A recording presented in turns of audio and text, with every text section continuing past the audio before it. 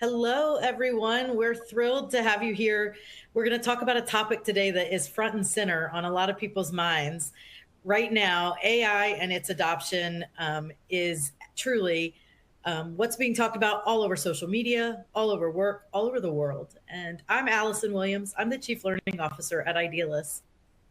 And I have the pleasure of facilitating our conversation today. We do intend for this to be a conversation. We're going to hear from John, the CEO of Civic Science, and Dr. Simona DeGraaf, CEO of Idealis. And you will have a chance joining the conversation and submit questions and reactions throughout our dialogue together. I want to start by just quickly orienting you to all of the tools here for us today in the webinar. Across the top of your screen, you will see a number of tabs that you can click to do different things and interact in different ways. So one of those is to ask us a question. Please, we will stop periodically throughout the webinar. So if you would like to ask a question, just click that button and type your question, and we will get to it as much as we possibly can. There's also a set of resources that you can access that are related to both Idealis and joining our community, as well as learning more about the pulse of the U.S. workforce generally, and also about the report specifically on AI in the workforce. A couple other things that I will point you to. One is just here in the top, you'll see take your pulse. That is 3 sample questions out of the pulse of the U.S. workforce. And we would love to hear and see where our audience is on those 3 questions. And we will share that back with you as part of the recording you receive after today's webinar. Finally, you're going to see a tab that says AI Readiness. After you hear everything today, if there's something that really stuck with you or made you think, hey, I'd like to have a further conversation about what AI readiness in my own workforce might look like with my own executive leaders. And also if you're thinking about how do we build the right roadmap to go forward, thinking about high performance and high humanity, there's a button there around AI readiness. And if you click that, you can send us an email and we can connect with you about that. Let's jump in. In line with our focus at Idealis, bringing humanity to work, Civic Science has made sure that the breadth and depth of humans at work are reflected in the sample that we pulse. So what you're hearing today reflects what people, up to 75,000 of them, are thinking, feeling, and experiencing as it relates to AI at work right now. The pulse of the U.S. workforce, both monthly and quarterly reports, are meant to tap into the mindset, experiences, and behaviors of people in the U.S. in real time and at real scale. So our data represents people across all different demographic groups, geographic locations, and industry sectors.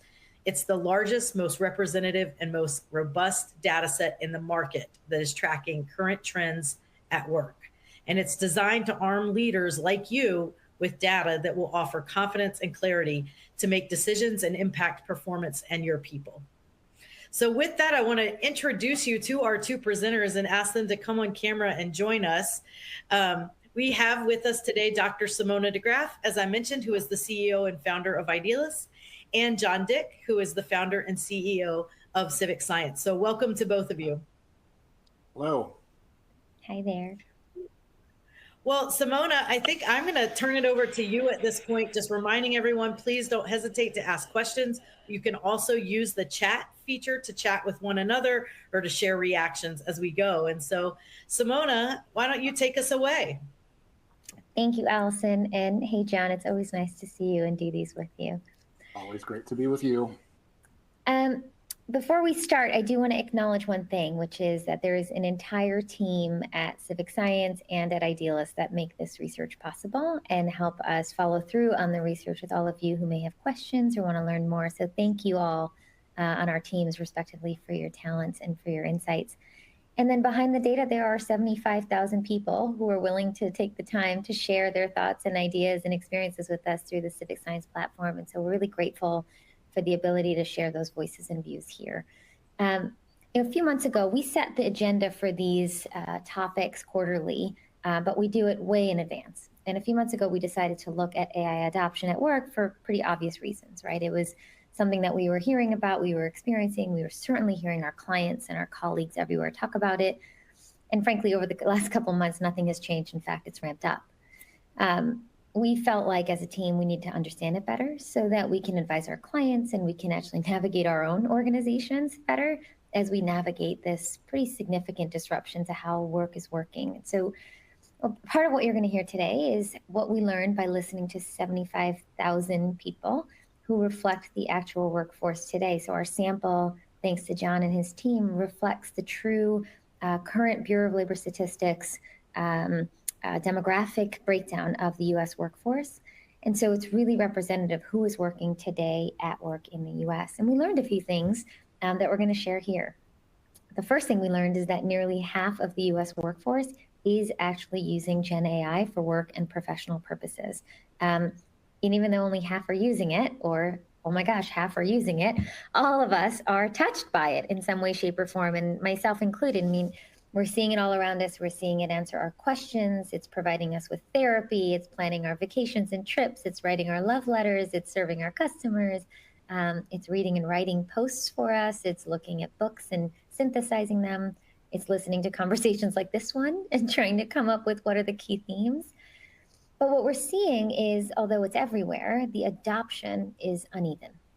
And while it's rising, and John and his team have been looking at this data and the adoption of AI since 2023, the rates of adoption are varying. They're varying by group, they're varying by industry, job type, and more. And why this got really interesting for us is we work with clients across different sectors and industries, and it's a topic that everyone is talking about.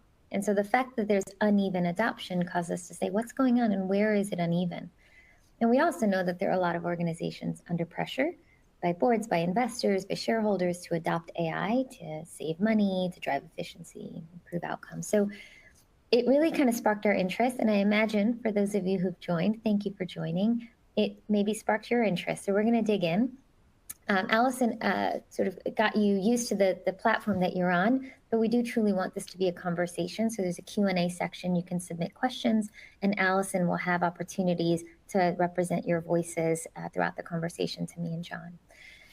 So what we're going to talk about here is not just how AI is transforming how we work, what we work on, and the workplaces that we're working in, but we're going to talk about the speed at which that's happening and why some people are doing it maybe faster than others.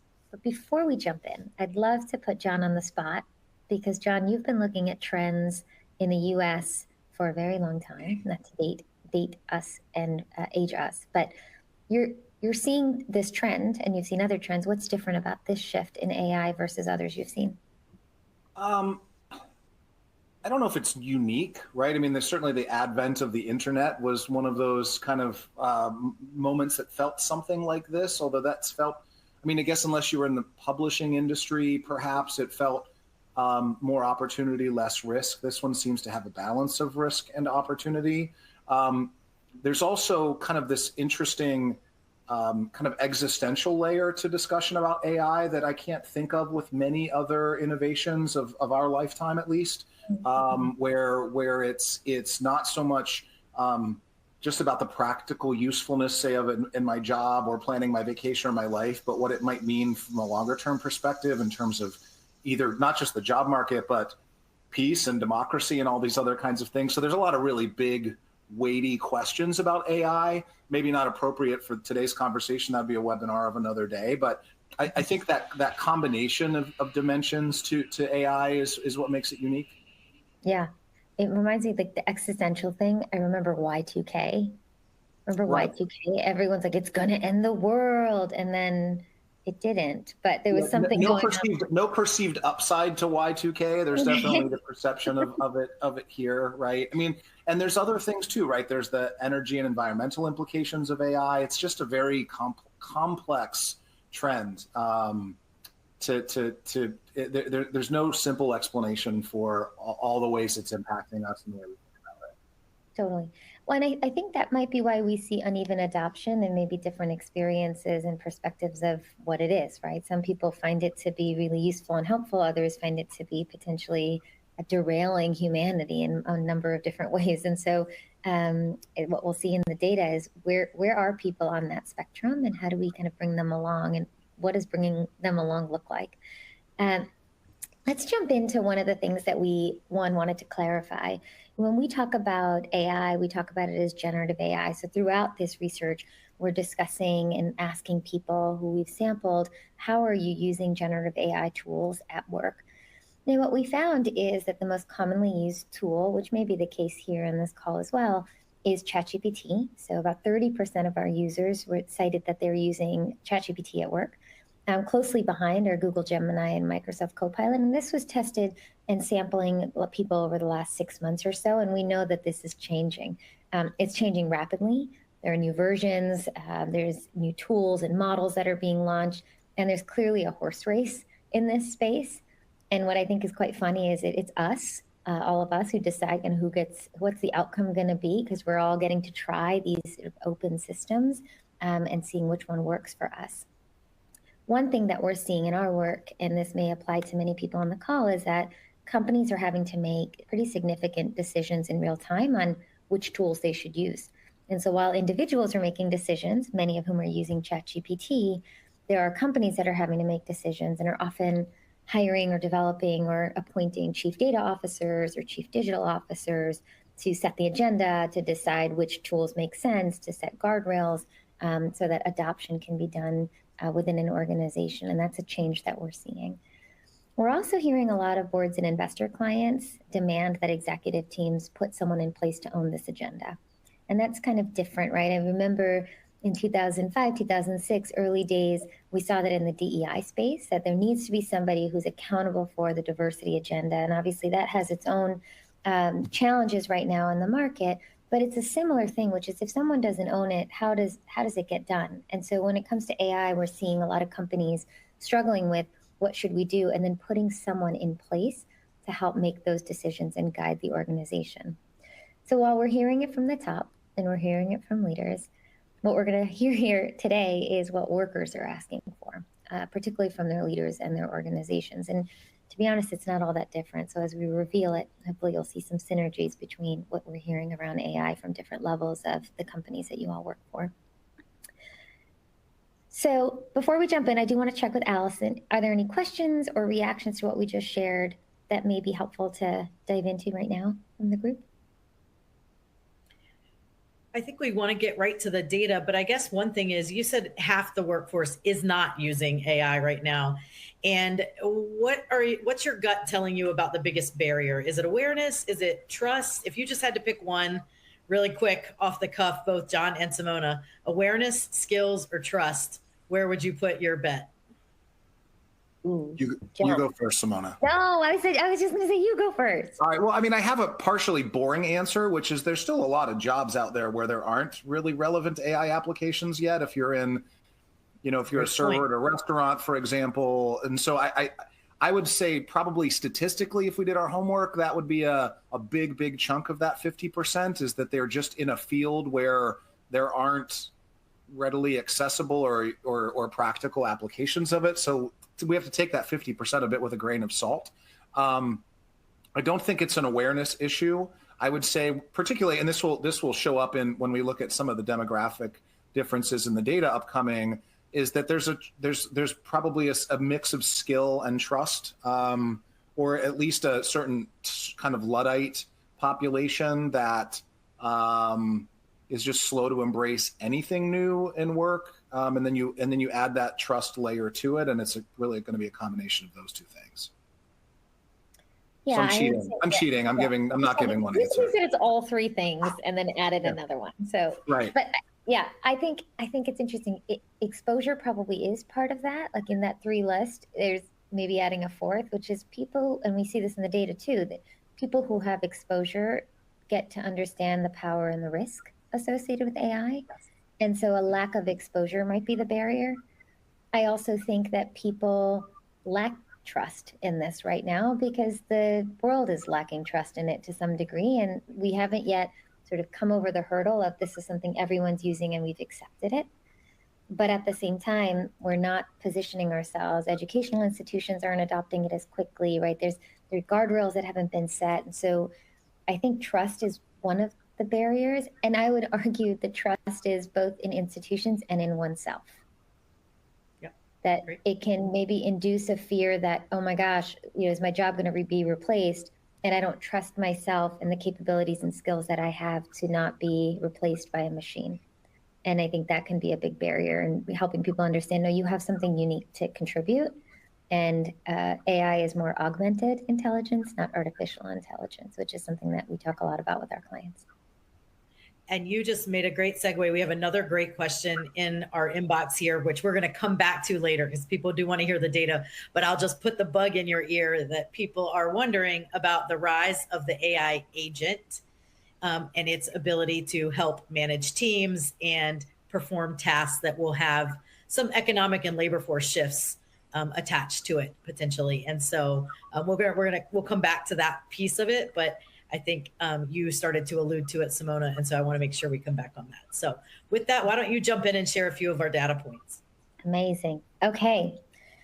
Well, so first of all, we talked about this earlier, but about 46%, so nearly half of US workers are telling us that they use AI at least once a month for work or professional purposes. But what's interesting is in that population, those who do use it, a quarter of them are using it multiple times a day. So this sort of suggests that there's a hurdle to adoption. So once you adopt and become familiar with it and use it, it can quickly become a core part of how we work, what we do, how we get our work done. And so we are seeing a rise in the use of AI, especially as the tools become more accessible and available, and the frequency of use everywhere. And I think that's an interesting one because we've been tracking this for a little while, and I'll share that over time data too. Civic Science and John and your team, you've all been looking at this data for a while. And we're seeing a rise in the comfort associated with AI. So if you look at the slide here, you're seeing the data we saw in February of 2023 relative to data we're seeing in May of 2025. And what we're seeing is people are seeing more positive impact of AI. People are seeing less negative impact of AI. And for the neutral folks, they're kind of staying exactly where they are. Maybe that's individual difference and some hesitance or reluctance to change in general, or maybe skeptics in general. But what's interesting about this is as we're seeing the comfort with AI and the belief that it does have positive impact, we're also seeing some workplace outcomes tied to it. So those who are using AI tend to be more engaged.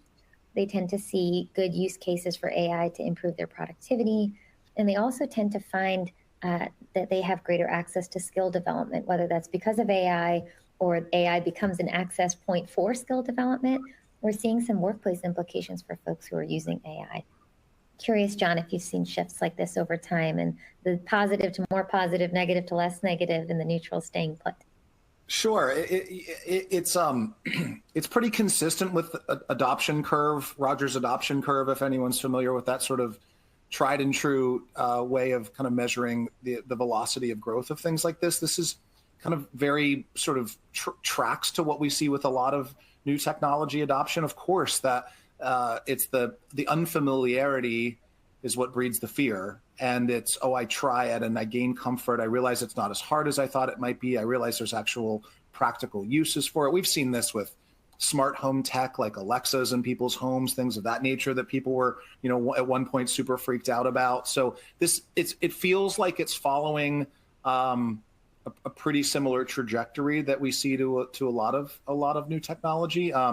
It's definitely picked up. As you mentioned, we've been tracking this going back to 2023, and we've really started to see this growth really sort of more heavily in the last like 12 or so months. So as adoption, there's also this sort of like ambience of people who try these things and then tell their friends about it, right? And then that gets their friend more trusted. Oh, because my friend has tried this thing. And so these things do tend to compound on each other. And I would expect to see this comfort level, barring some unforeseeable PR something or other, I would expect to continue to see this growth rate continue for the foreseeable future. Totally. I think there's like the social contagion is real, right? It's like, hey, I looked this up, or I used ChatGPT to plan my family vacation. Oh, what'd you see? Oh, I'll send it to you. And now all of a sudden people start to get comfortable because other people get comfortable. And so what's interesting for me in an organizational setting is how do you have that same adoption curve within an organization? So who are the people who are using it and saying, look, it's really helped me synthesize meeting minutes, or it's helped me take a task that took me an hour and made it 10 minutes. And then people say, oh, that's interesting. Can you show me how that works? And so I think as we look at these perceptions, I'm curious as we think about organizations and for all of you who are leading teams or incorporating this into your workplaces, as more positivity comes around AI and maybe less negativity, who are the people who are sort of bringing people along on that curve. And that's some work that we've done and that we love doing with our clients, because when you figure out who the people are that are really positive, it can become contagious for other people, particularly if they know the guardrails around it. All right, let's keep going. So this is very interesting, hopefully, for those of you who are leading and managing teams that aren't all the same, right? There's a lot of diversity and demographic diversity in particular in the US workforce. And this sample, as I mentioned, is weighted based on the actual US workforce. What we found in our data is that not everyone is using AI consistently or comfortably. So the biggest demographic differences that we've seen in AI usage are across age and across race and ethnicity. So let's go with age first. Almost 3/4 of those ages 18 to 24 are using AI at work. And that's compared to less than 20% of people who are over the age of 55. Now, I will say I just installed ChatGPT on my mom's phone because we were on vacation. I was like, Mom, check it out. Like, you can, and she did really enjoy it. But again, going back to how do you sort of teach and create translator programs for people who are younger in their careers and more readily adopting these technologies to support those who are later in their careers. And we're seeing that as a big gap. We do see, again, declines in usage as age increases. So it's not just the 55-year-olds and the 18-year-olds, but people in the middle as well. And that has some implications for those of you who have a lot of age diversity in your organization. We also saw an interesting pattern in race and ethnicity. So white workers in the US workforce are significantly less likely than non-white workers to use AI for professional purposes. So about 40% of white respondents are using AI at work, as compared to 64% of Black and Hispanic and Latino workers and 67% of Asian workers. There are a ton of correlates in here, right? What types of jobs are people doing? What types of industries are they in? But just overall, when we look at our data by race, there was a pretty stark difference across racial groups. John, I'm curious what your reaction is to that. I would think it should make a lot of sense to people. These would be fairly intuitive. You know, the race and ethnicity numbers, part of that is that the non-white population in the U.S. is younger than the white population in the U.S. That's just sort of brass tacks. But also historically over the last 25, 30 years, particularly Black and Hispanic Americans are just earlier technology adopters. That's been true across almost every category of technology I can think of. And so this tracks pretty well to those larger trends. But yeah, the differences are pretty. You take in take into consideration that the white population is more aged than the non-white population, and that sort of higher or early tech adoption, and that's why you see the big spread in these numbers. Sure, for sure.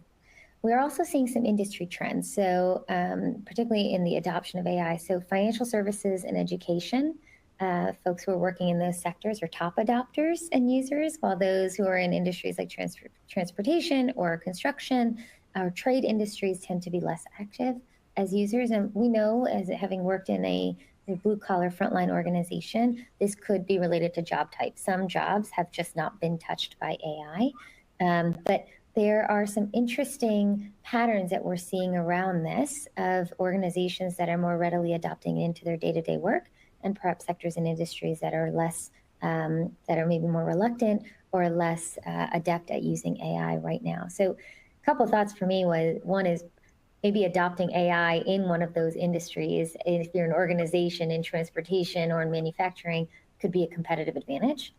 Because folks are sort of waiting. And so are there ways to improve processes or workflows or support your workers using AI?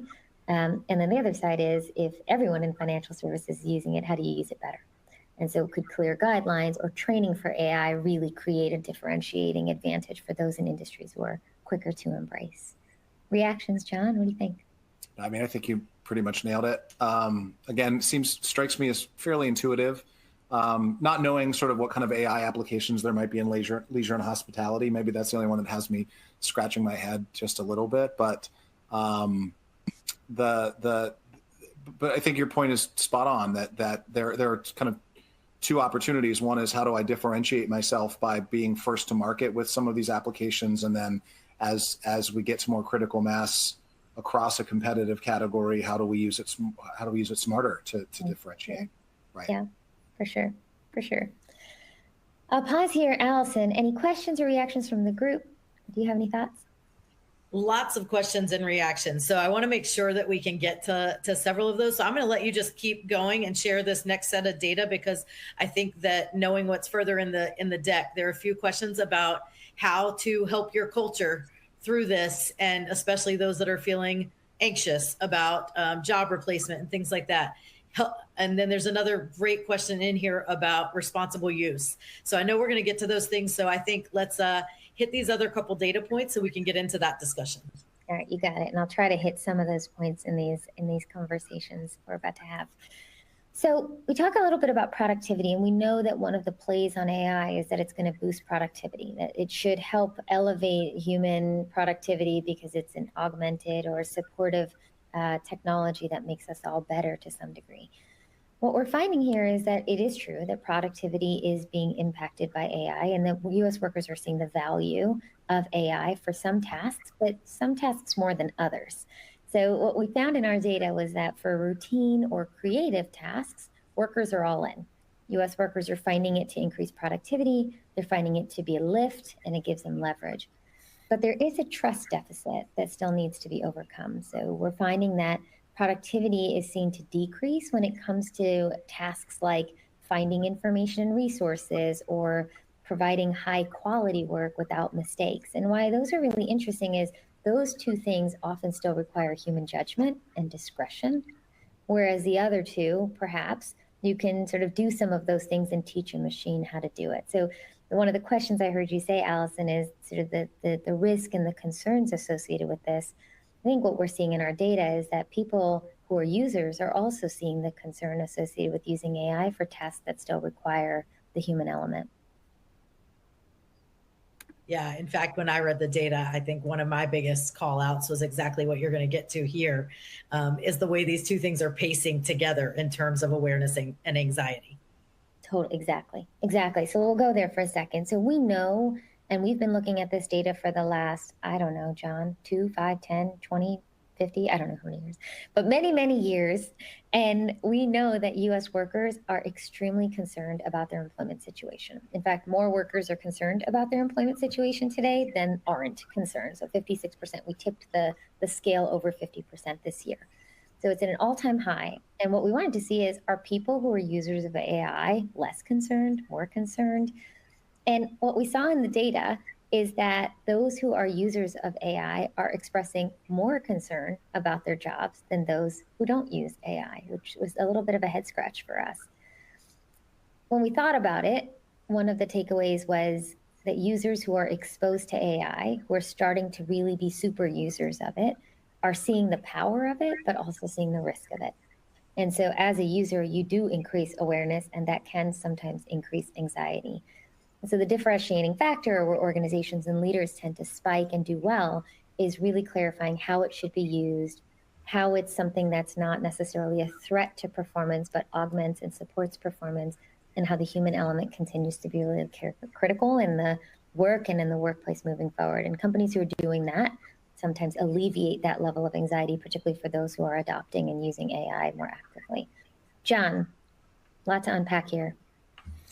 Well, one thing that's hard to unpack is the extent to which that is also kind of a proxy for some of the demographics that we saw earlier.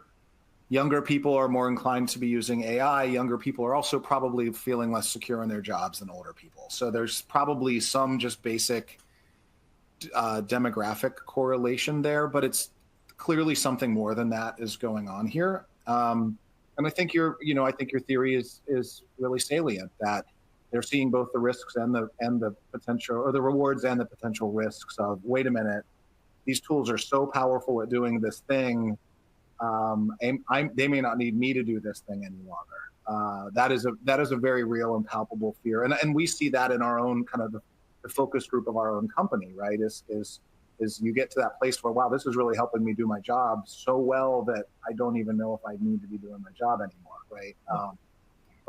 So I think it's probably a mix of those demographic proxies and those experiences people are having with that. For sure. I think one of the concerns that I've heard leaders have around this topic is when people are concerned, will they be reluctant to adopt?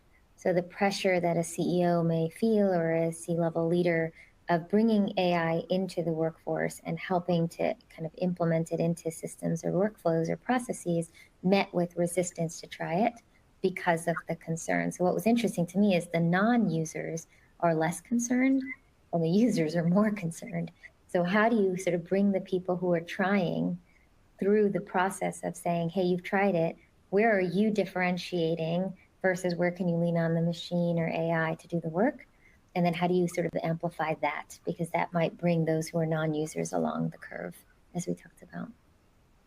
And Simona, I'm just going to pop in right here because I think one of our questions does directly relate to this and pushes you into the advisory space just a little bit more. But, you know, as this is going forward, the question that one of our participants is asking is, you know, when I am trying to lead an organization through this and people are scared about job loss or being totally replaced, and we're trying to temper some of the positivity in a lot of fields where work and research are key, what are the important things that leaders need to be saying or doing to help calm some of that fear?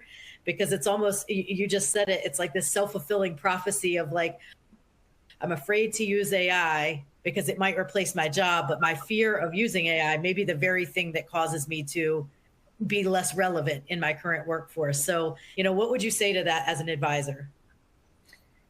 I think leaders who are adopting first, which is what we're seeing in the data, and if I move forward, I can share that real quick here. We're seeing that leaders are actually at the forefront of AI adoption. And so if leaders are leading from a place of fear, they'll instill fear in others. We know that across the board. But if leaders are leading from a place of confidence and they're able to highlight to their people why the human element and the edge that the organization has is people, which we would argue is the case, in a world that's going to be replaced with a lot of this AI technology where we all can start looking and sounding like each other, the differentiating factor is people and the brains that we each have and the uniqueness of what we offer. If leaders can get that narrative right, you can bring people along. The leaders who are struggling with that narrative themselves will struggle with sending that narrative and selling that narrative out to their organization. And so I would say the fear is real. Right? And the fear goes beyond AI. The fear goes to job security. It goes to societal shifts that are happening. It goes to geopolitical risks. And the best leaders are the ones who are facing it head on and explaining to people, here's what I'm seeing, here's how it's going to impact us, and here's how we're going to handle it. And I think what we see here in the AI data is leaders who are at the forefront of AI adoption, those who are actually doing this and using it, they're seeing, one, that their productivity is increasing.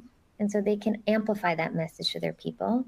They tend to believe that AI helps them communicate ideas. They tend to see AI helping them on creative tasks.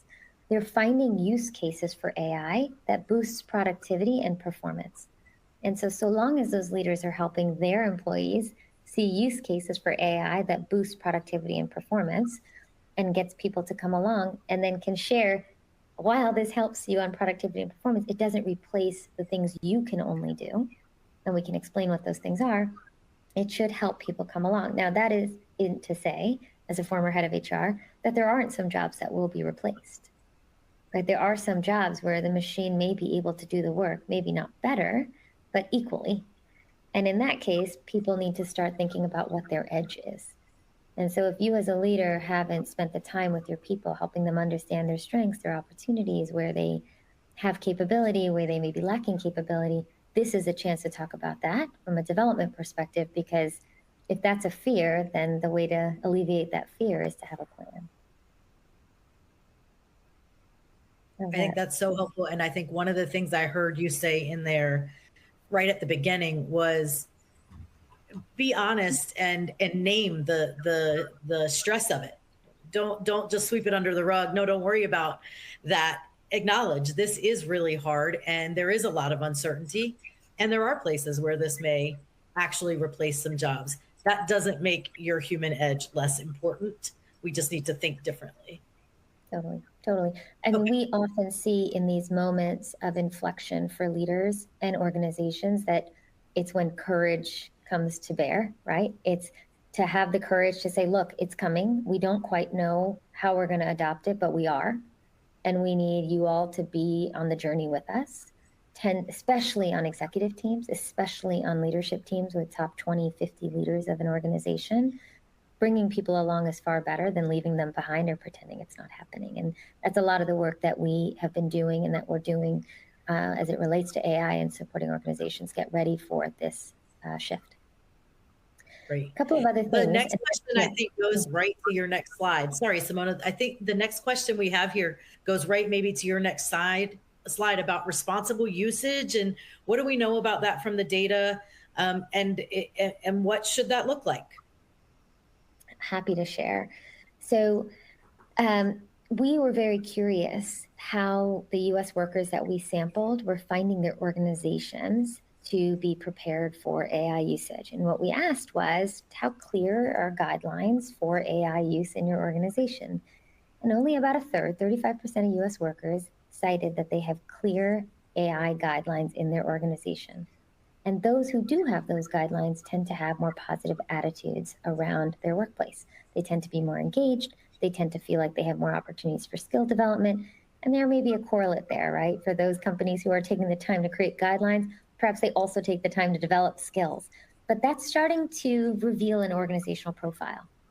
And if I think of what that profile looks like, it's a company that's perhaps saying, look, people are in a moment of uncertainty. We're going to provide them with certainty, and we're going to skill them up to handle it. And if you can fall into that category, adoption of AI just becomes part of what you do. And those who aren't doing that, we're seeing people get really confused and not quite know how to use it. And what we also know is even if you don't have guidelines, people are still using AI.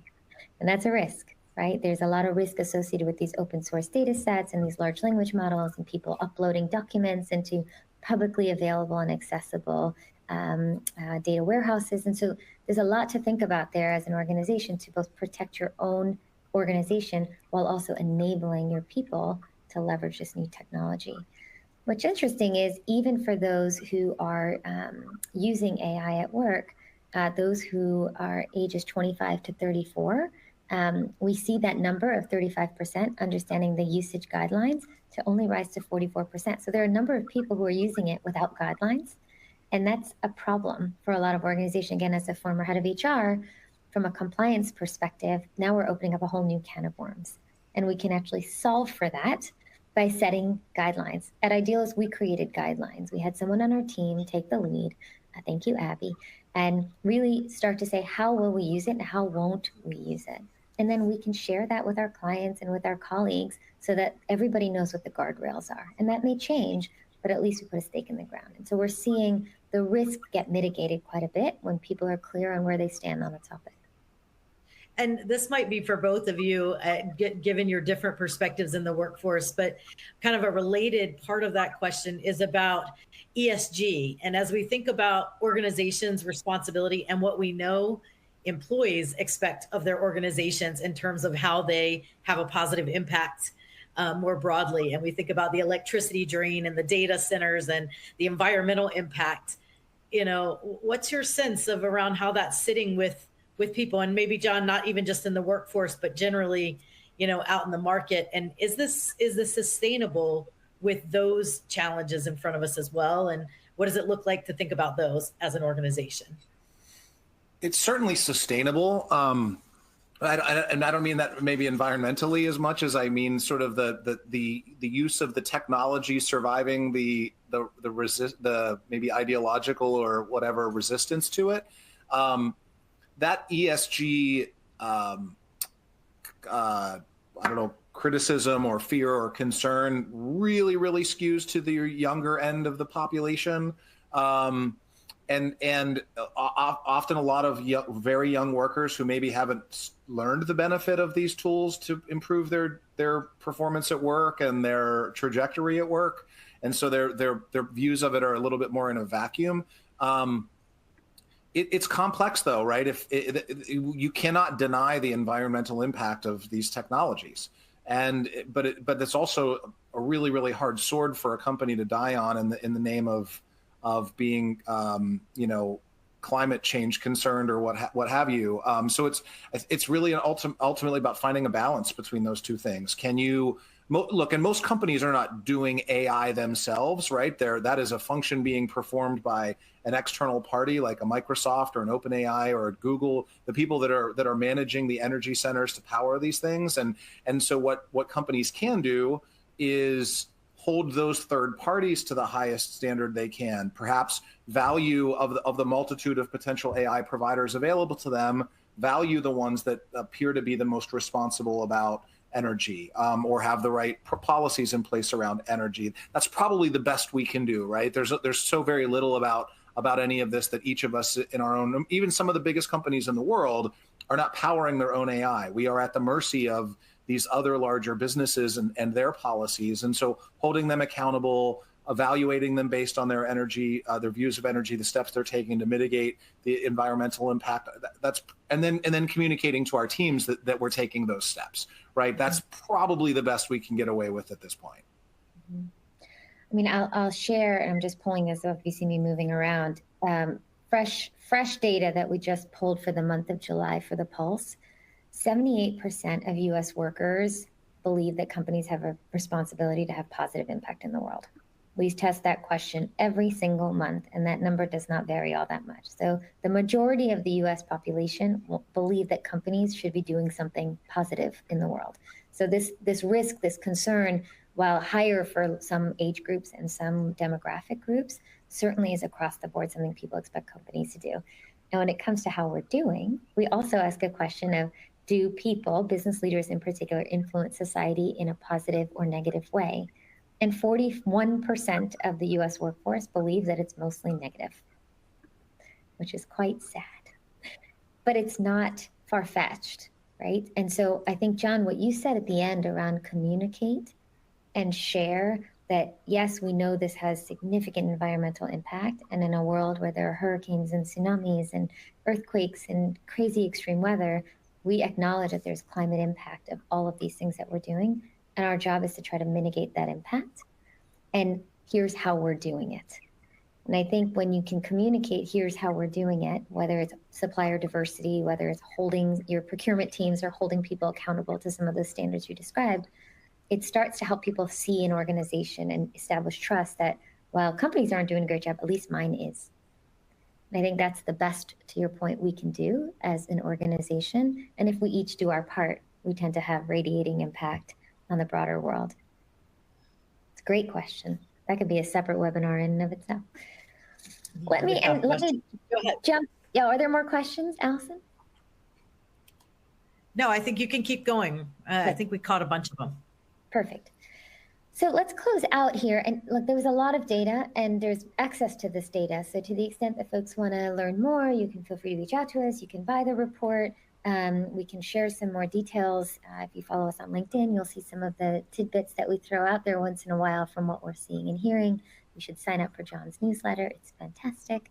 But there are a number of things that we're seeing organizations do and where we have been advising folks who are sitting in organizational roles of influence or consequence as they're navigating this AI adoption. The first is replace the fear with fluency. And while that, and that was not AI generated, I don't think. We really came up with that one. But the idea here is the fear is real. But when you help people take that fear and turn it into expertise or confidence, we tend to see people do better. And they navigate and they try and they experiment and they innovate. And so as we know, job security concerns are high, that some people are really fearful of their own jobs. Some people are fearful of the existential impact of AI. Starting to really talk about the fluency and the use of AI in a positive way for work may really help move the needle there. The other thing is building on-ramps for adoption. And why we talk about that is there are people who are slower to engage and maybe more resistant. So one of the offerings that we have at Idealis is helping organizations map out who's resistant, who's reactive, who's ready to go. And if you sort of map that out, you can start to build ramps up with your own people to bring people along on the journey of adoption. So the people who are heavy adopters, have them come out and to the people around the organization how they're leveraging AI. So some of the gap we know is structural, but some of it may be cultural. And so the opportunity to connect the dots and help people come along is big. The other thing we highlight here is AI often feels like an existential threat to humanity. I've been quoted saying that, and I do believe there is some threat to humanity. But if we talk about it as a performance infrastructure element, that it's something that augments our performance, that it's not meant to replace, but it's meant to augment, it starts to be more about automation. It starts to be more about helping us do our jobs better rather than replacing our jobs. And so that's another way that communication leaders and marketing leaders potentially take a role in getting people more comfortable. And the last piece of this, which is important, is the policies are not clear to people. And so if you're one of those organizations where there is no policy, put pen to paper and try writing one down. Use AI to write one down. There are ways that you can articulate to your people how AI can be used, and it's a worthwhile effort, and tie that usage to why it matters to the business. Perhaps not using AI can actually create an existential threat to the business rather than AI being the existential threat. So how do you frame people and their thinking and their mindsets around using AI in a way that lines up to business priorities, but also to moral and values of the company? With that, one of the things that we often talk about with the clients and leaders that we work with is that the adoption has to happen at different levels.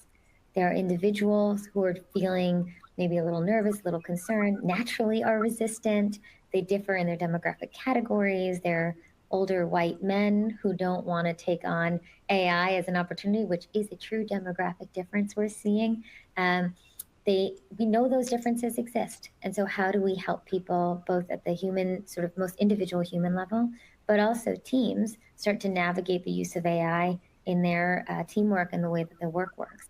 But then beyond that, cultures within organizations and ultimately society, which we know is in flux on this, right? As we see regulatory concerns, fear, access, all of those things shift, we know this is going to require operating and doing this well at all levels. And so to the extent that folks are interested in building a roadmap or thinking about this, we're happy to support and help. And there's plenty of resources that Allison pointed out to guide you to the extent that we can be useful and helpful. John, any closing thoughts?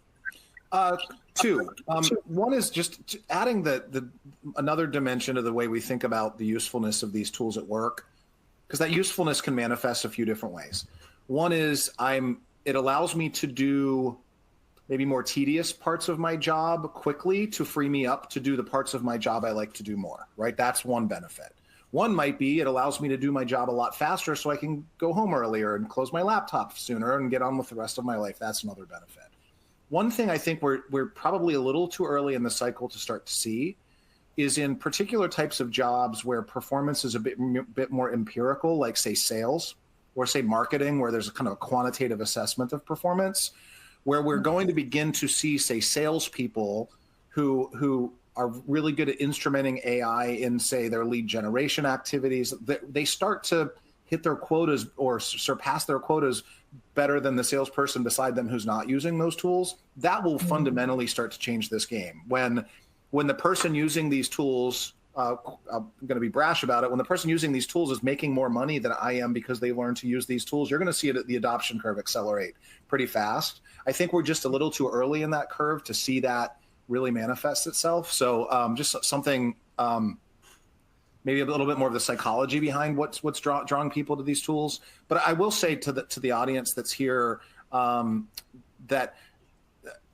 and this is true of the other recent webinars that we've done, there's no one size fits all recommendation from these data. It is so company specific, so category specific, so team specific.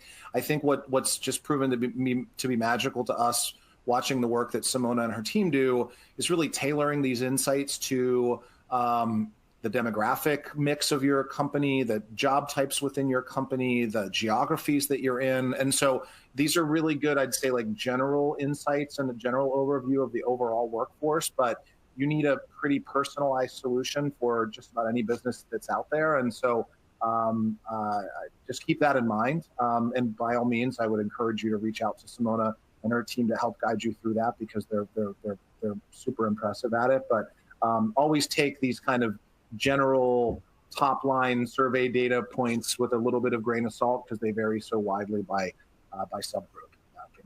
My laugh I would make. Thank you, John, for that. And one thing that I find really useful and hopefully is something you all can use is if there are data points from this conversation that you can drop knowledge in moments that matter, do so. That's part of what we build this for, to help leaders in the moments where they're thinking through or influencing or guiding or advising their own individual teams. This hopefully will help you advance an agenda, and to the extent that we can support that in a bigger way, we're happy to do it. Allison, you want to take us home? Sure, I'd love to. Thank you all so much for being here today. Know that this is part of an ongoing series of quarterly webinars that we offer on important topics that impact the workplace, with the next one in October being on the everyday leader and really looking at the data about what the sentiments are for everyday leaders right now and how they're being led and what they're looking for in their workplaces and things like that. So we hope you'll continue to follow along and be part of the community. Couple quick things. You can join our community by subscribing to the digest right there in your resources. You can link to sign up for that right away. And then finally, you'll see that if you want to talk more about this, you can send us an email right there by clicking on AI Readiness. We will follow up with you with the slides from today. And thank you again so much for joining us. Have a great afternoon. Thank you. Thanks, everyone. Thanks, John. Thanks, everybody.